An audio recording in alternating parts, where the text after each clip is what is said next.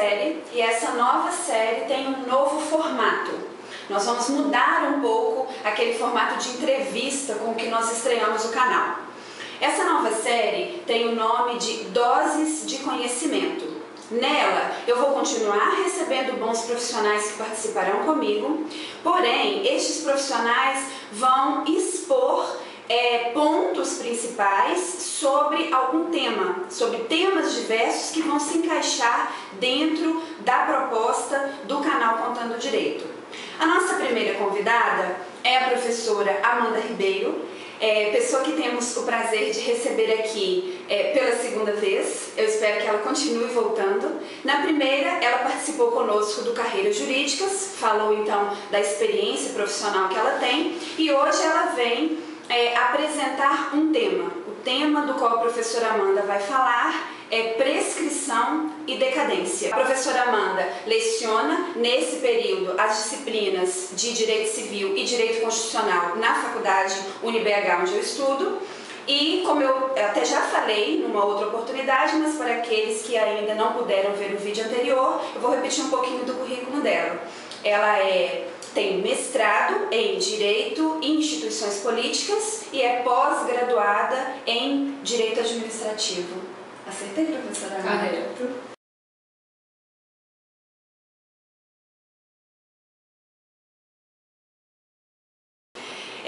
Vou deixar, como eu disse no início, temos um novo formato, tá? Então está apresentada a nossa convidada e agora eu vou deixar vocês um pouquinho com ela. Até mais. Bom, pessoal, iremos falar então de prescrição e decadência. É um tema bem controverso, né? A doutrina e a jurisprudência tentam, né, constantemente definir os dois conceitos, mas acabam também tendo algumas divergências, né? Eu vou começar a falar um pouco sobre os conceitos, né? Sobre principalmente a classificação doutrinária geralmente adotada, atualmente adotada, tanto pelo STJ quanto pela doutrina. Bom, vamos começar a falar sobre o tempo, né? No livro de Eclesiastes da Bíblia fala sobre tempo, que há tempo de buscar e há tempo de perder, dentre outras formas do tempo. E basicamente no direito seria a mesma análise, né? Apesar de pensarmos que os direitos são ilimitados no tempo, por que haveriam os institutos prescrição e decadência? Não é? Por que algumas ações elas sofrem os efeitos da prescrição e outras sofrem os efeitos da decadência? Primeiramente, a gente tem que começar a diferenciar, conforme alguns doutrinadores afirmam, de acordo com o objeto, né, do direito envolvido nesses dois institutos de prescrição e decadência e os efeitos que eles têm, né? Tanto a gente tem como diferenciar de acordo com esses direitos, como com as ações ou tipos de ações que os envolvem, né? Bom, vamos começar a falar sobre os direitos, né? De acordo com o que eu venda, a gente sabe muito bem que temos os direitos considerados como direitos subjetivos em duas classes, né? Temos o chamado direito a uma prestação e temos os direitos potestativos. Vamos buscar entender um pouco melhor isso. Direito a uma prestação, como o próprio nome diz, busca-se uma prestação, busca-se a condenação da outra parte numa prestação de dar, fazer ou deixar de fazer. Então, sempre temos que ter atrelado a uma violação a um direito, uma ação proposta para buscar o ressarcimento, né, dessa lesão e também uma obrigação futura, uma obrigação, conforme eu disse, de dar, fazer ou não fazer. E do outro lado nós temos os direitos potestativos, né? O que são esses direitos potestativos? A origem da palavra vem de poderes, vem de poder, ou seja, você exerce um poder sobre outro e ele apenas se sujeita ao seu poder. Mas é claro que a gente não pode apenas considerar dessa forma. A gente considera em três perspectivas, conforme o próprio Piovenda disse, né? Nós temos aí três formas de buscar o exercício desses direitos potestativos. A primeira perspectiva seria apenas buscando a simples manifestação de vontade do titular desse direito. Então significa que eu, enquanto titular, apenas me manifesto na intenção de exercê-lo.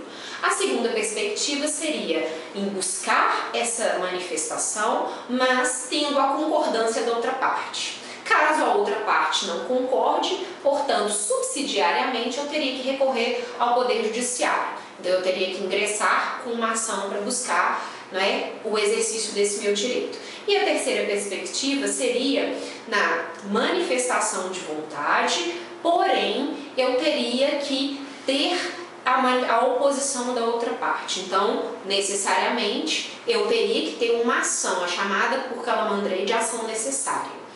Então, eu tenho essas três manifestações do direito potestativo. Portanto, temos direito a uma prestação de um lado, em que eu tenho uma lesão a um direito, a violação dele, portanto, e eu tenho o ressarcimento desse direito por meio de uma condenação da outra parte em prestar uma obrigação de fazer, deixar de fazer, ou dar algo.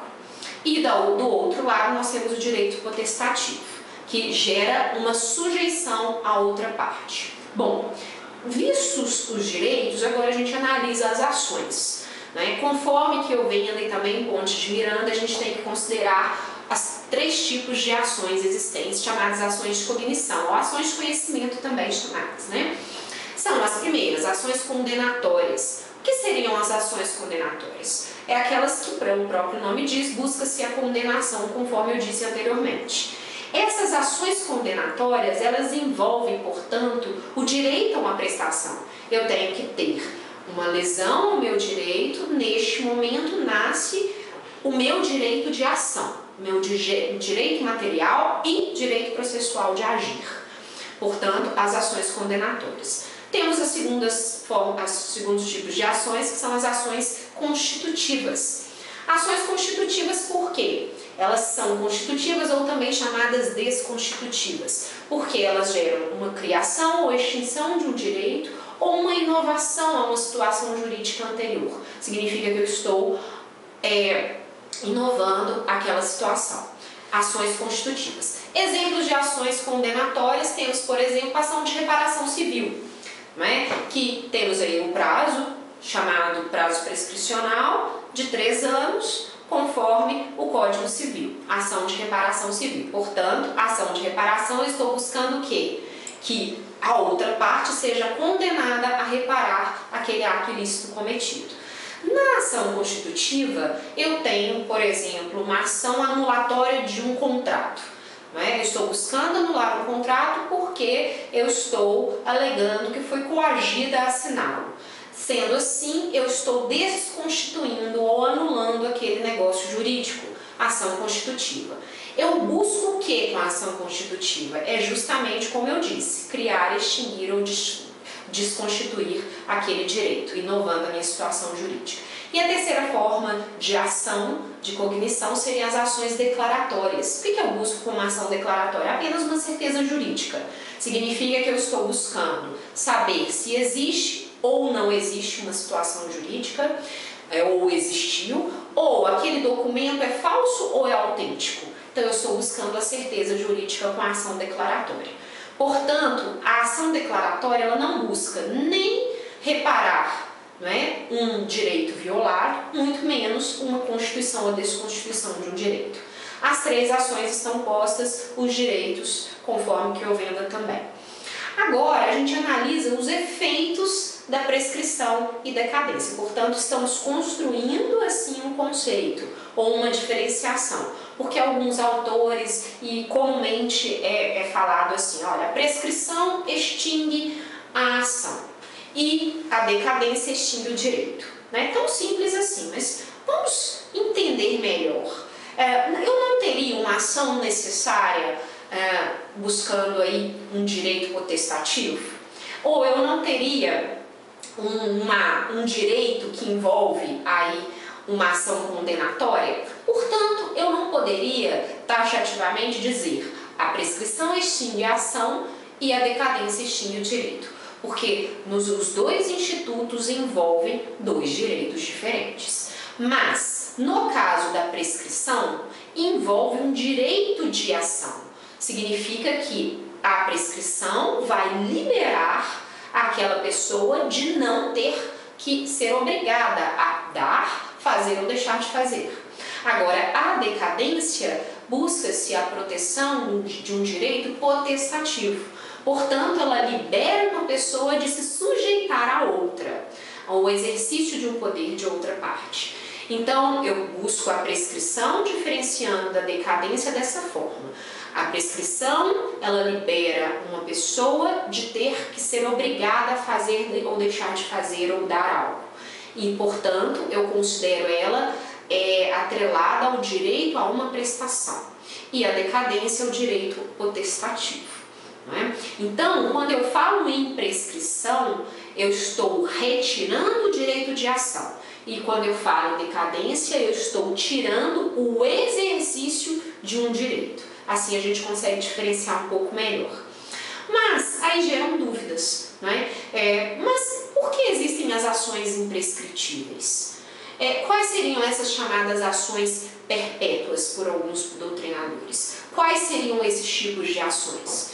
Então, se a gente considera que existe um tempo determinado para agir, no caso da prescrição, ou exercer o meu direito no caso da decadência, como que eu vou considerar as ações imprescritíveis? Então, restam as ações declaratórias, que eu não as mencionei, porque na prescrição, estando ligada a um direito, a uma prestação, eu estou ligando ela a uma ação condenatória. A decadência, estou ligando um direito potestativo, portanto, as ações constitutivas.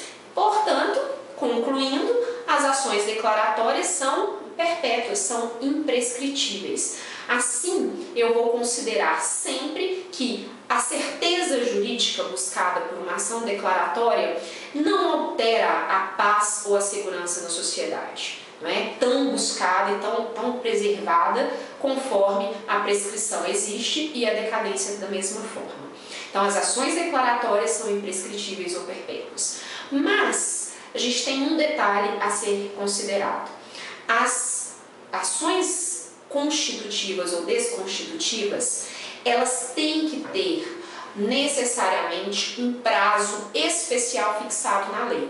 Se não tiver um prazo fixado especialmente na lei para determinar que aquelas ações constitutivas vão sofrer o efeito decadencial ou o efeito da decadência ou caducidade também chamada, eu vou considerar que aquelas ações constitutivas sem o prazo previsto, elas também são imprescritíveis ou perpétuas. Então, concluindo, as ações declaratórias, elas não se sujeitam nem à prescrição e nem à decadência. E as ações constitutivas sem prazo especial fixado na lei também não se sujeitam nem à decadência nem à prescrição, são perpétuas ou imprescritíveis. Assim, é uma forma considerada, não é, mais fácil de entender a diferença entre prescrição e decadência. É óbvio que não é possível aqui, em tão pouco tempo, esgotar esse assunto, né, tão vasto com relação às ações, com relação à classificação dos direitos, mas é uma maneira um pouco mais tranquila de diferenciarmos prescrição e decadência. Espero tê-los ajudado aí nesses estudos dos dois institutos. Obrigada. Pessoal, essa participação da professora Amanda, nós aqui do Contando Direito estamos encantados pela sua explicação, professora. Esperamos que esse encantamento ultrapasse, né, aqui a nossa sala de gravação e chegue até o nosso público.